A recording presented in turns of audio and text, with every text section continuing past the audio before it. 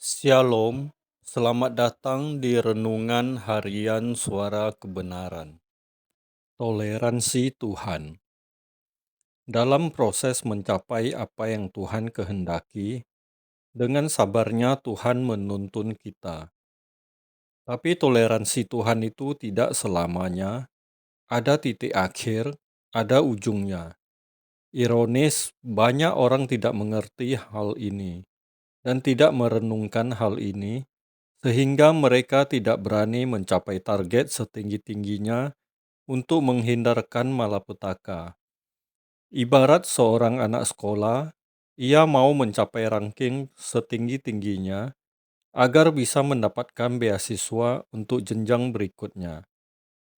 Bagi seorang pedagang, ia mau mendapat untung sebanyak-banyaknya. Kalau dalam kompetisi di satu kedudukan, ia mau mencapai kedudukan setinggi-tingginya. Mengapa untuk Tuhan kita tidak berambisi untuk mencapai kesucian setinggi-tingginya, kekudusan setinggi-tingginya, sehingga ketika di hadapan Tuhan benar-benar kita didapati tidak bercacat, tidak bercela. Firman Tuhan mengatakan, supaya kamu didapati tidak bercacat, tidak bercela pada waktu kedatangan Tuhan. Tapi mendengar kata tidak bercacat, tidak bercela, banyak orang sudah takut. Dan ada suara di dalam hati, tidak mungkin, itu mustahil. Kiranya Tuhan membuka pikiran kita, supaya kita serius. Di satu pihak, ada toleransi dari Tuhan. Tapi di dalam toleransi itu, kita harus mengerti target yang harus dicapai, yaitu kesucian hidup.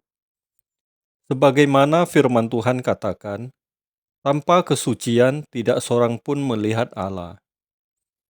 Di kitab Wahyu dikatakan, hanya orang-orang suci yang masuk kota Yerusalem. Tidak ada yang najis yang masuk kota Yerusalem. Namun Tuhan toleransi sekali, sabar menuntun kita. Di dalam Injil Matius 11 ayat yang ke-28 dan 29, Tuhan berkata, "Aku lemah lembut, belajar padaku." Artinya kita harus menjadi seperti Dia, dan standar yang kita miliki adalah standarnya. Tapi sebagian besar orang tidak memedulikan standar yang harus dia capai, apalagi kalau sudah diarahkan untuk objek yang lain. Mau punya rumah sebesar-besarnya, mobil semewah-mewahnya, uang sebanyak-banyaknya, berpenampilan secantik-cantiknya, jadi orang terhormat setinggi-tingginya. Jadi hari ini kita diingatkan bahwa ketika kita ada di hadapan tahta pengadilan Tuhan, Tuhan akan tegas sekali. Maka, selagi hari siang, selagi Tuhan masih beri kesempatan, jangan disia-siakan. Kita harus sungguh-sungguh terus bergerak untuk mencapai puncak kesucian, puncak keberkenanan di hadapan Tuhan, melekat dengan Tuhan selekat-lekatnya. Jangan menganggap sepele. Bersyukur kalau dalam proses pendewasaan yang kita alami, Tuhan memberikan pukulan-pukulan yang menyadarkan kita. Jadi, betapa Tuhan sabar menuntun kita. Jatuh bangun, Tuhan tetap pikul kita. Tuhan tetap menanggung kita. Luar biasa. Tapi toleransi Tuhan tidak berlanjut terus. Ada titik di mana kalau terus-menerus, Roh Kudus didukakan, dipadamkan, dihujat. Jadi sudah tidak ada lagi kesempatan orang itu berubah. Itu mengerikan. Perhatikan, orang yang menghujat Roh Kudus itu bukan berarti lalu jadi bejat, meninggalkan gereja. Sebaliknya, ia masih ada di gereja, dia bisa jadi jemaat yang rajin, aktivis, bahkan jadi pendeta. Tapi ia menghujat roh. Dia tidak melakukan kehendak Allah. Makanya hati-hati kalau semua diformatkan di dalam nalar, tanpa bersentuhan dengan Roh Kudus bahaya. Seseorang harus mengalami perjumpaan dengan Tuhan, Sehingga Tuhan bukan hanya dinalar, melainkan Tuhan juga dijumpai. Kesucian bukan teori verbal yang menjadi kalimat-kalimat, namun kesucian itu dirasakan oleh tubuh, jiwa, dan rohnya, bukan dinalarnya semata-mata. Kalau kita mendengar suara Tuhan, jangan menunda. Sebab berarti kita tidak memberi kesempatan dengan cara menunda apa yang harus kita capai sekarang. Jadi, kalau kita mau menjadi orang yang berkenan, itu tidak boleh kita berpikir nanti. Mulai saat ini, selalu saat ini, bukan nanti. Walaupun kemudian kita harus berjuang untuk itu.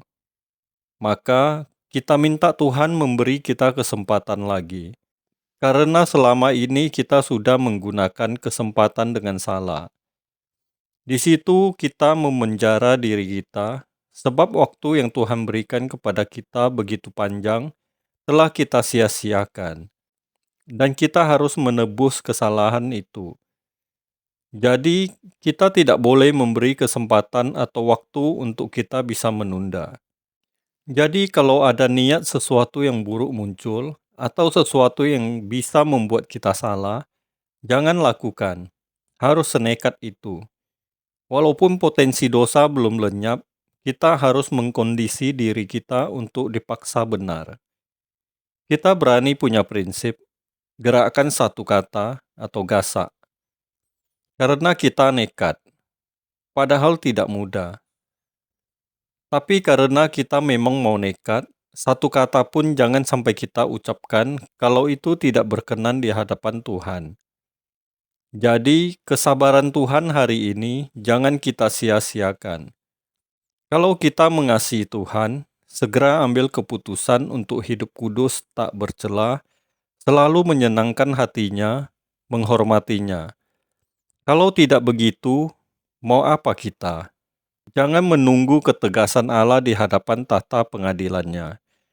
Dalam toleransi Tuhan yang begitu besar, kesabaran dan pengertiannya, kita manfaatkan untuk proses pendewasaan. Di satu pihak ada toleransi dari Tuhan, tapi di dalam toleransi itu kita harus mengerti target yang harus dicapai, yaitu kesucian hidup.